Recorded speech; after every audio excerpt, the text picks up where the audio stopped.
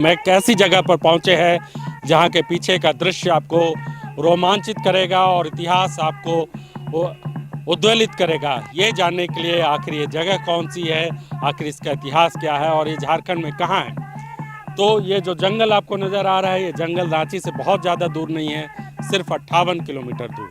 डोम्बारी बोरू नाम आपने सुना होगा, हो सकता है आपने नाम नहीं भी सुना होगा, क्योंकि झारखंड के इतिहास को झारखंड के मूलवासी आदिवासी लोगों के अलावा शायद ही बाकी लोग पढ़ते हो या समझने की कोशिश भी करते हो। लेकिन ये स्थल जालियांवाला बाग से कम महत्वपूर्ण नहीं है, कम से कम झारखंड के लिए, झारखंड के इतिहास के लिए। और आज़ादी के आंदोलन के हिसाब से अगर देखें, स्वतंत्रता आंदोलन के हिसाब से देखें, तो जब महात्मा गांधी के कदम भी भारत में नहीं पड़े थे बतौर एक आंदोलनकारी, एक नेता के तौर पर, उससे पहले भगवान बिरसा मुंडा और उससे पहले भी सिद्धू कान्हू के इस धरती पर अंग्रेजों के खिलाफ, साहूकारों के खिलाफ, महाजनों के खिलाफ एक बड़ा आंदोलन चलता रहा था। रुक रुक कर चलता हो, नए नायक आते रहे हो, लेकिन जिस नायक की बात कर रहे हैं और जिस नायक के साथ यहाँ पर बड़ी घटना हुई, वो है भगवान बिरसा मुंडा।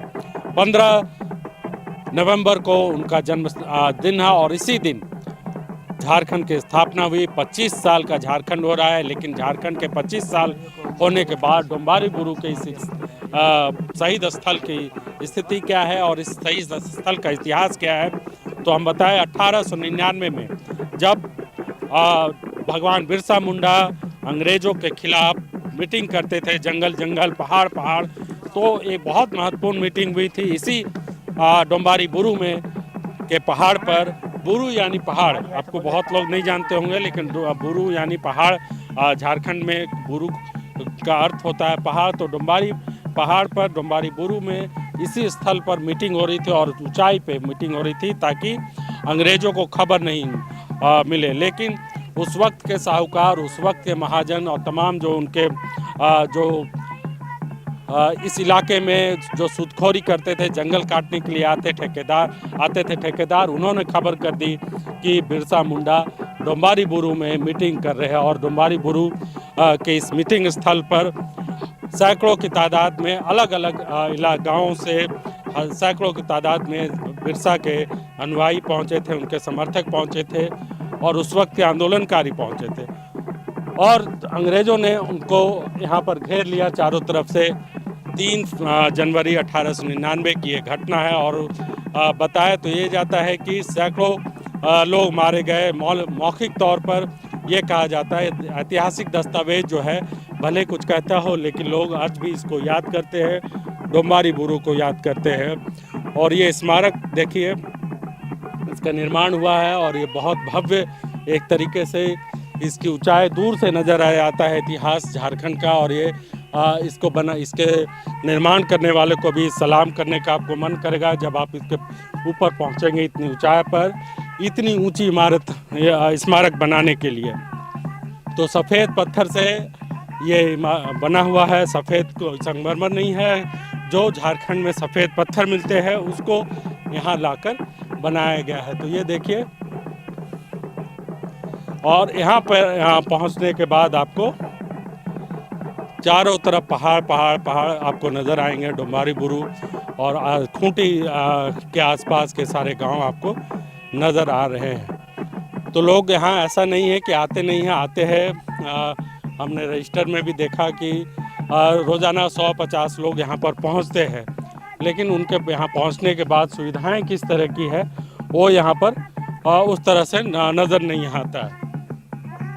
तो यहाँ पर जो लोग पहुँचे हैं उनसे भी हम बातचीत करेंगे। और जो युवा आए हैं 2 लोग, तो हमारे साथ कुछ लोग यहाँ पर है, कुछ लड़के हैं, युवा है। तो कहाँ से आए आप? हम लोग गुमला से आए हैं, बहुत दूर से आए। और जैसे कि आप लोग का जितना चैनल में जितने दर्शक जुड़े हैं, सबों को हमारे तरफ से जोहार है, प्रणाम है। तो कैसा लग रहा है यहाँ आकर और क्या देखा और क्यों आए हो यहाँ? यहाँ पे पहला मकसद है यहाँ आने का कि 11 नवंबर को बिरसा मुंडा जयंती के रूप में हमारे पूरा झारखंड नहीं, पूरा देश उस जयंती को मनाते हैं। तो हम लोग डोम्बा बोरू के बारे में सुने थे और यहाँ पे जो हत्याएं हुई थी, जलियांवाला बाग, उससे भी खतरनाक यहाँ पे जो हादसा हुई थी, वो हादसा को ये डोम्बाबुरु में दर्शाया गया है। और हम लोग इसके बारे में हम लोग भी जानना चाहते हैं कि आखिर में इस चीज़ जो झगड़ा हुआ, यहाँ पे लड़ाई हुई, वो किस चीज़ के लिए हुआ। तो हम लोग को यहाँ आने के बाद पता चलता है कि अंग्रेज लोग हमारे झारखंड के जल जंगल जमीन और खनिज संपदाएं पर उन लोगों का नज़र थी। वो लोग लूटना चाहते थे और उसी के विरोध में हमारे भगवान बिरसा मुंडा जी आंदोलन खड़ा किए और जितना आदिवासी समाज को एकजुट करके यहाँ लाते थे, मीटिंग ठहराते थे और वही आंदोलन छेड़ते थे। तो उसी को वो लोग जाने और यहाँ पे जिस दिन मीटिंग यहाँ पे रखा गया था, उस दिन वो लोग अचानक आके हमला करते किए। बहुत अच्छी जानकारी दे रहे हैं जो दर्शक नहीं जानते हैं। और जो देखिए गांव जो झारखंड के अलग अलग ज़िलों से लोग यहाँ पहुँचते हैं, ख़ास तौर से आदिवासी समाज के लोग। और इतिहास से उनको कोई ऐसा नहीं कि उनके लिए बहुत नई चीज़ है, लेकिन ये है कि लोग यहाँ पहुँचते हैं, सुविधाएं उतनी नहीं। आप क्या कहेंगे इस डोम्बारीबुरु के बारे में? मेरा नाम जगदेव मिंज है, बसिया ममला से हैं हम लोग। तो हम लोग काफ़ी दूर से आए हैं, जानने का इच्छा था कि हम लोग का इतिहास में पढ़े थे कि हम लोग का डोम्बाबुरु जो है और उलिहातू है वो क्या चीज़ है। हम लोग पहले उलिहातू गए, वहाँ से देखे कि वहाँ छोटा सा एकदम घनघोर जंगल के बीच में वहाँ जन्म लिए। उसके बाद वहाँ से वो क्रांतिकारी निकले और वो उतना छोटा जगह से वो कितना क्रांतिकारी निकले कि हम जाकर वहाँ सोच नहीं सकते हैं। तो यहाँ आने का मकसद हम लोग का है कि डोम्बारीबुरु यहाँ पर हम लोग देखे थे कि पढ़े थे कि 9 जनवरी को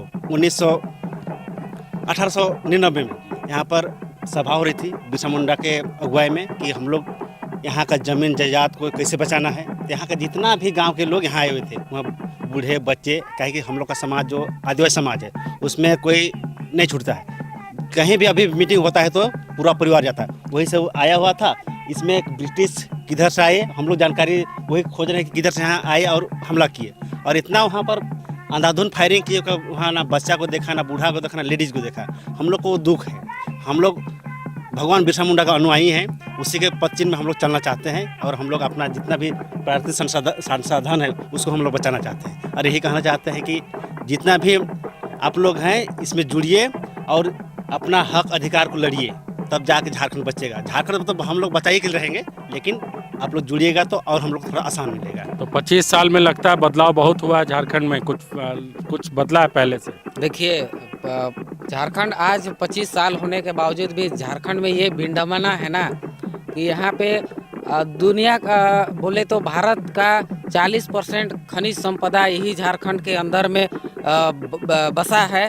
लेकिन आज झारखंड में पलायन, गरीबी से आप बहुत सारे आप लोग देख सकते हैं कि बाहरी अतिक्रमण, बाहर के लोग यहाँ बस रहे हैं, यहाँ के लोग आदिवासी मूलवासी जितने भी भाई हैं वो पलायन हो रहे हैं।